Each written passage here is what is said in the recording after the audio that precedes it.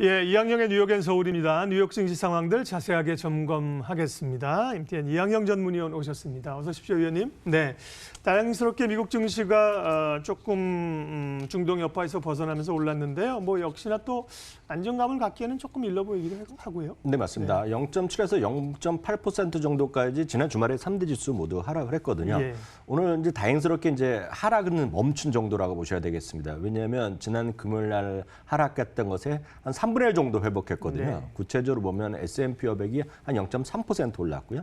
다우지가 0.2%, 나스닥이 한 0.6% 정도 올랐습니다. 그러니까 나스닥은 조금 회복이 많지만 나머지들은 아직까지 지난 금요일 하락에서 한 3분의 1 정도밖에 회복이 못됐다는 정도 생각하시면 시장에서 오늘 한국 시장에서도 나름 반등을 시도하면 뭐 그 정도 그림으로 이해하시면 크게 뭐 제가 봤을 때는 무난하다라고 보고 있고요. 유가는 약간의 조정 정도, 그러니까 어저께 상승에 비해서 좀 조정 보였고요. 금값의 상승세가 거침없이 또 이루어지고 있는 것 시장의 특징이 되겠습니다. 섹터별로 보면 커뮤니케이션 섹터가 오늘 급반등했습니다. 1.3% 올라갔는데요. 잠시 후에 말씀드리겠지만 구글이 오늘 주가가 사상 최고가를 기록한 것이 오늘 특징이 되면서 섹터를 끌고 올라간 하루가 되겠고요. 그밖에 기술주 섹터도 오늘 좀 나름 반등폭이 컸습니다. 시장의 이런 반등, 한 3분의 1 정도 반등한 것에 대해서 어떻게 판단하면 좋을지에 대해서 오늘 유명한 투자 전략가 2명의 의견을 드리겠는데요. 내셔널 시큐리티즈의 수석 투자 전략가인 아토건이라는 분이 있습니다. 이런 거죠. 앞서 피터 린치 말씀하셨잖아요. 네. 거의 비슷한 시각이라고 보셔야 되겠습니다. 지난 주말에 주시장의 어떤 하락이 있었고 오늘도 물론 파는 사람도 꽤 있었는데요. 그동안 지난 작년 말 특히 4, 4분기 특히 12월에 주가가 급반등하지 않았습니까? 그러니까 이 양반의 입장에서 보면 주식을 팔고 싶어하는 투자가에는 중동의 그런 중동 사태 이런 위기감이 하나의 이유가 됐다라는 거죠. 그러니까 팔고 싶은 사람한테는 좀 이런 근거를 제공했다라고 이해하시면 되겠습니다. 다만 이분의 판단에 따르면 그런 팔고 싶은 이유가 된 건 분명히 하나이지만 실제로는 더 중요한 것은 펀더멘탈이거든요. 그러니까 펀더멘탈의 변화가 지금 보이지 않는다는 얘기죠. 그렇기 때문에 길게 봐서는 이게 왜 좀 떨어져야 되는지 이해를 못한다. 똑같은 얘기입니다. 설명을 하다 보면 그 펀더멘탈이 떨어지면 주가는 떨어질 수밖에 없는데 그렇겠죠. 지금 그런 네. 상황이다 아니다? 물론 그렇게 갈 수도 있겠지만 지금의 하루 이틀의 그런 중동 사태 이런 거가 그런 거를 가져오는 요인은 아니라는 바로 그런 시각을 앞서 피터 린치와 거의 똑같은 네. 궤의 그 판단이라고 보셔야 되겠고요. 또 한 명의 시장에 아주 강세론자가 있습니다. 야르데니 리서치의 에드 야르데니 박사모, 그 워낙 유명한 분이 되겠는데요. 과거에 이제 그런 수십 년 동안의 중동의 문제가 항상 화요가 아니었습니까? 1970년대 이후에 4, 50년 동안 그런 상황에서 그럴 때마다 주식시장을 흔들렸죠. 흔들렸지만 결국 보면 이런 것들이 그래서 글로벌 리세션을 가져오지 않는 한 결국 지나고 보면 바잉 어퍼튜니티, 그러니까 살 수 있는 기회였다는 얘기를 하고 있습니다. 그렇기 때문에 시장은 매수의 기회다. 물론 다시 말해서 이분은 미국에서 대표적인 강세론자, 항상 강세론자였다라고 비판도 받지만 그 정도의 어떤 백그라운드도 좀 이해하시면 좋겠습니다. 종목으로 바로 들어가면 앞서도 잠시 말씀드렸지만 오늘 그러니까 구글을 갖고 있는 알파벳이 오늘 주가가 급등하면서 2.67% 올라가면서 사상 최고가를 바로 기록을 했습니다.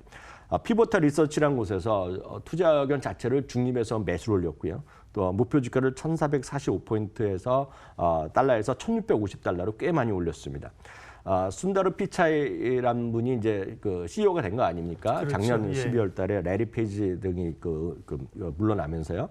이런 거죠. 다른 쪽에서 이런 얘기 많이 하고 있는데 결국 새로운 경영진이 구성이 많이 될 거 아닙니까? 새로운 인물도 들어오고 새로운 어떤 피가 들어오면서 새로운 성장 모멘텀을 찾아내면서 그동안 새로운 투자를 찾아낼 거란 얘기. 그리고 상당 부분 거기에서 수익이 날 거란 얘기하고 있고 특히 여기서 분석하는 것이 소위 클라우드 시장에 대한 기대감인데요. 클라우드 시장이 아시다시피 1위, 2위는 아마존과 마이크로소프트인데요. 지금 구글 같은 경우 작년이 실제로 원년이면서 돈을 크게 벌 것이다 얘기를 하고 있습니다. 그러면서 등등을 얘기하면서 알파벳의 목표 주가, 알파벳은 여하튼 작년 4분기 실적은 기대보다 안 좋았지만 오히려 그때부터 주가는 계속 치고 올라가고 있습니다. 사상치 효과를 가고 있다는 거 기억하시면 되겠고요.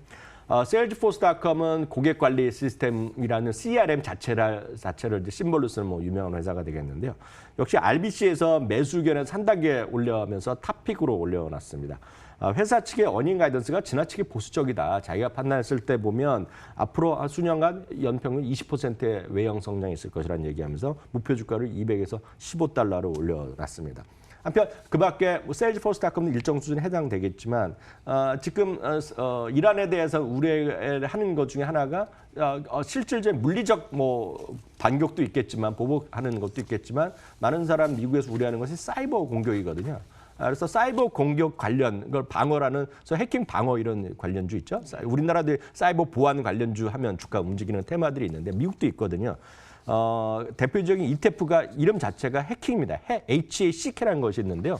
핵이라는 거가 오늘 사상 최고가로 뛰어 올라갔고 그거에 속했던 대표적인 회사가 파이어아이라든가 옥타라는 회사들이 있는데요. 이런 것들이 오늘 주가가 제법 많이 올란 하루가 되겠습니다. 그러네요. 시장은 뭐 어떤 게 오를까 해석합니다. 뭐 이제 드론이 가서 이제 공습했다는 거 아닙니까? 네네. 드론 관련주라든지 보안 관련주 또 이제 우리 시장에서는 석유 유가 상승에 대한 관련주 이런 것들이 또 올랐습니다. 자, 어쨌든 근데 단기 뭐 중장기적으로 해보면 그렇지만 단기적으로는 어쨌든 리스크가 상존해서요.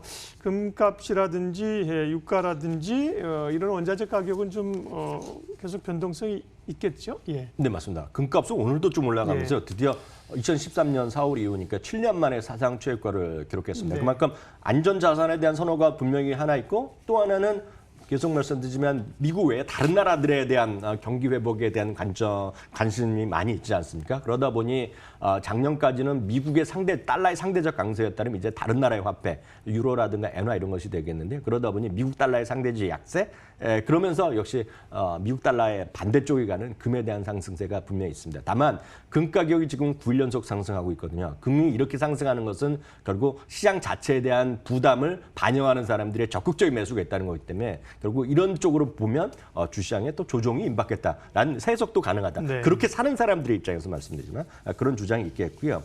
상대적으로 보면 유가는 지난 금요일 날 3% 이상 오른 다음에 오늘은 좀 조정을 보였는데요.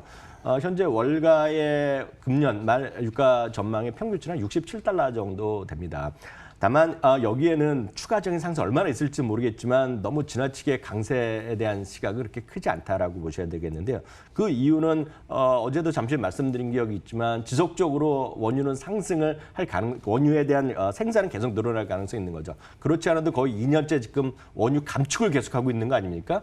언제라도 더 생산할 가능성이 있다는 것이 되겠고요. 특히 그 선봉에는 아시다시피 미국 전 세계 지금 오일 그 원유 생산의 1위 국가는 미국이 됐거든요. 거기는 세일가스라는 거 상당히 탄력적으로 생산 늘릴 수 있는 것이 있겠고요.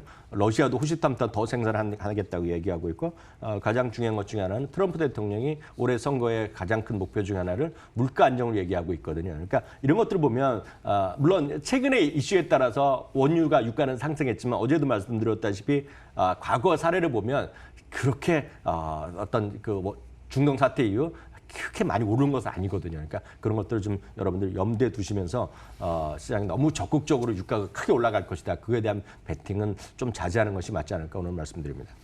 셰일 가스 혹은 셰일 오일에 대해서 위원님도 여러 차례 얘기를 하셨지만 이게 단순히 유가가 크게 올라가지 못하는 요인 정도가 아니라요. 이제 중동 이 지정학적, 아시아의 미국에서의 위치, 세계 글로벌 달러의 영향 굉장히 구조적으로 정치 구조적으로 큰 영향을 미칩니다. 셰일 오일이요. 그 부분은 참고해 주시고요. 어제 애플 팀 쿡은 전년보다는 이 보수를 덜 받았지만 그 평균 직원의 200배인가요? 이런 기사도 있었는데 애플은 주가는 계속 잘 가고 있습니다. 네. 네, 오늘도 네. 다시 좀 반등을 네네. 했습니다. 사상 최고가는 한 $1 정도 모자라는데요. 네. 계속 올라가고 있는데요. 니덤 증권에서는 투자 의견을 강력 매수해서 매수로 한 단계 조금 내렸습니다. 낮췄군요. 네. 근데 투자 의견은 내렸는데요. 이게 좀 끝까지 들으셔야 되죠. 네. 한국말은요. 왜냐하면 내렸지만 너무 많이 올라갔기 때문에 좀 내린 거가 되겠고요. 오히려 목표 주가는요. 280에서 350달러로 올리면서 지난주에 최고 목표 주가가 IB에서 웨드부시에서 나온 적이 있거든요. 이반 데이비스라는 분이 한 건데 목표 그 가격과 똑같이 했습니다. 오늘 다만 그 니덤 증권의 의견을 다시 한번 제가 오늘 좀 자세히 설명드리는 이유는 이게 다른 시각과 약간 전혀 다른 5가지 이유를 근거로 대고 있습니다. 추가적인 상승을 가능성이 있다는 얘기. 그러니까 다른 증권사나 우리 일반적인 시각은 그래서 매출이 얼마 되고 아이폰이 얼마나 팔리고 뭐 이런 얘기 아닙니까? 근데 그런 관점이 아니라 전혀 다른 5가지 이유를 얘기하고 있는데요. 네. 첫 번째는 아주 저도 이제 깜짝 놀랐는데요. 독특한 소위 최고 경영진들의 어떤 임금 체계가 있다는 겁니다. 예. 다 4명의 선임 부사장이 있는데요. 이름은 모르겠어요. 선임 부사장이 네, 있는데 이들 4명은 임금이 똑같다고 합니다. 그게 주가 상승 요인으로 꼽은 것도 참 신기하네요. 신기합니다. 이게 예, 그 예. 중에 가장 큰 저도 이제 뭔가 해서 들여다봤더니 예. 이런 얘기를 합니다. 4명이 다른 파트에 그 자기 관할한 부서가 있지 않습니까? 네. 기획하는 것도 그 있는데 4군데가 똑같이 잘해야지 월급을 다 똑같은 규모로 받는다는 얘기입니다. 예. 4군데 중에 한 군데라도 잘 안 되면 그런 월급을 못 받는다고 네. 합니다. 그건 무슨 얘기냐면 그만큼 상호 견제하고 경쟁 심리도 있겠죠. 분명히 있겠으나 그보다는 소위 큰 틀에서 최고 경쟁하면 진짜 회사를 전체를 봐야 되는 거 아닙니까? 그러면서 전체적인 밸런스를 하면서 서로 다 협력해서 잘 되라는 그런 의미로 하나의 독특한 미국에서도 유례가 없는 그런 페이 시스템을 갖고 있는데 그것을 강점에 투자 포인트로 하나 잡았다는 걸 첫 번째로 말씀드리겠고요. 두 번째는 팡이라는 대표적인 소위 그런 기업들, 페이스북, 아마존 등등과의 네트워크 효과죠. 선의의 경쟁으로 상호 승수 효과 같다는 얘기하고 있고요. 아시다시피 매년 9월이면 새로운 시리즈의 제품들을 계속 판매하고 있지 않습니까? 그에 대한 슈퍼팬이 있다는 것에 대한 존재감을 얘기하고 있고요. 네 번째가 또 하나의 특히 슈퍼팬이라고 하는 건 이제 열성적인 팬이죠. 소비자 팬을 맞습니다. 얘기하는 거죠? 예. 매년 9월을 기다리는 어떤 팬들이 있다는 네, 거죠. 네. 이렇게 보셔야 되겠고요. 또 하나 흥미로운 거가 게이트키퍼라는 개념이 있지 않습니까? 수문장이라고 굳이 번역하면 네. 수문장인데 뭐냐면 어떤 사업을 하려고 그러면 이 게이트를 분명히 통과해야 된다는 겁니다. 여길 통과하지 않으면 인정을 못 받는 거죠. 그게 바로 애플의 소위 플랫폼을 얘기하는 거죠. 예를 들어서 어떤 개발자들이 있다 그러면 애플에 여기서 통과돼야지. 애플에서를 통해서 무슨 사업을 해야지 돈도 벌고 새로운 거에 어떤 수익성도 확보한다는 것이 되겠고요. 특히 이렇게 사람이 몰리다 보니까 애플 입장에서 어떤 특정 하나의 어떤 프로그래머가 잘 하는 것이 디벨로퍼가 중요한 것이 아니라 더 다 같이 되면 어찌됐건 돈을 조금씩 다 버는 거죠. 그러니까 어느 해는 A라는 어떤 프로그램으로 돈을 벌지만 그다음에 또 B라는 거로 다 바뀌는 건데 그거에 대한 플랫폼을 갖고 있다는 거죠. 그러다 보니 판매 대수로 보면 상대적으로 안드로이드가 더 많지만 다운로드에 따른 그 레비뉴는 2배라는 겁니다. 지금 애플이. 그래서 그런 게이트키퍼를 얘기하고 예. 있고요. 마지막으로 하나 더 하면 어찌됐건 아이폰의 가격이 다른 거에 비해 비싸지 않습니까? 그런 사람들이 9억 명이 있다는 겁니다. 전 세계에.